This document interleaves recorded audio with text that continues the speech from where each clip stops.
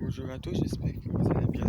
Et aujourd'hui, je vais vous parler d'une plante qui en a maintenant, ici, de février jusqu'à avril, pour les fleurs. Et les feuilles, c'est de avril jusqu'à parfois juin, juillet, ça dépend. Et c'est le tucinage.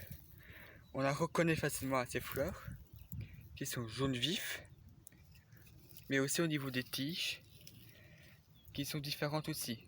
Pas vertes, mais plutôt brunes. Et par contre, celle-ci, les fleurs poussent en premier. Et puis après, seulement en fait plus tard, c'est les feuilles, qui peut parfois faire jusqu'à 30 cm. Et cette fleur-là, elle est comestible, et qu'on utilise beaucoup pour manger, et même qu'on peut la faire griller. Et c'est très bon. On peut même la manger crue. Et on l'utilise aussi en fait en médecine depuis longtemps, comme adoucissant du mucinage, aussi émolliente, expectorant et aussi cicatrisant, aussi anti-inflammatoire, très bon pour les problèmes respiratoires. Et c'est aussi en fait c'est bon pour les personnes qui sont asthmatiques. Quand on fume en fait les feuilles dans une cigarette aussi.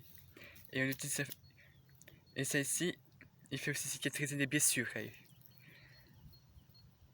Et par contre,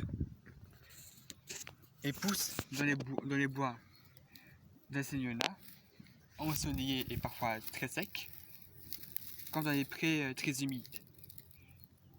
On en trouve partout, à l'exception en fait, du nord où là il fait vraiment froid. Et en plus de ça, on a donc sa cousine qui est différente. Elle est de couleur rouge vif, avec ce sont des feuilles qui sont blanches, mais sa cousine sont plus cardotoniques. Si elle est toute seule, ou si c'est entière, ils sont des rhumes. Comme le tucinage qui sont des rhumes.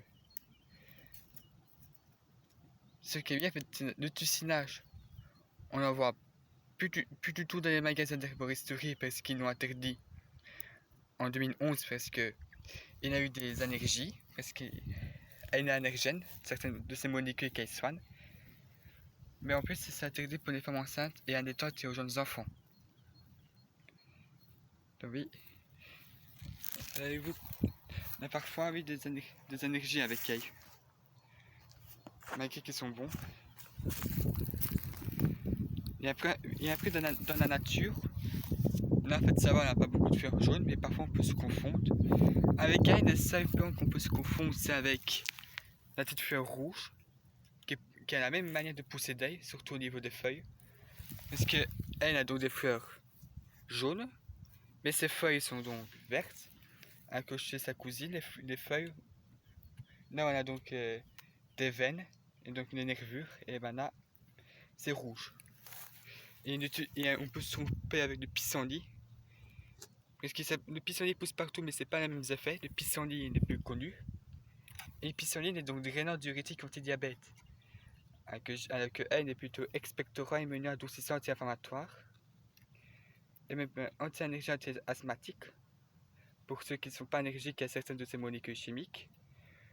Parce que elle, ce qui donne son petit goût aromatique, c'est les huiles essentielles qu'elle contient.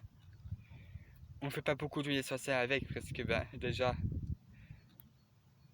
c'est pas des plantes qu'on sait cultiver. C'est uniquement dans les plantes sauvages un peu partout chez nous. Donc déjà pour en trouver, il faut y aller. Et en plus, c'est pas des plantes qu'on va cultiver.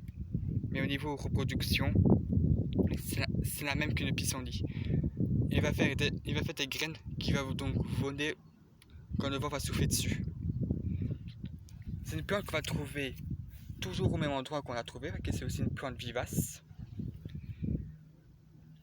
Après, en fait, ça les pissenlits à des tiges vertes, là c'est plutôt différent chez le tucinage. Mais les fleurs, oui, sont jaunes. Et déjà, les pissenlits, c'est plus grand que le tucinage. Donc, on peut la reconnaître facilement. Donc, ce sera tout pour cette vidéo sur une explication de tucinage.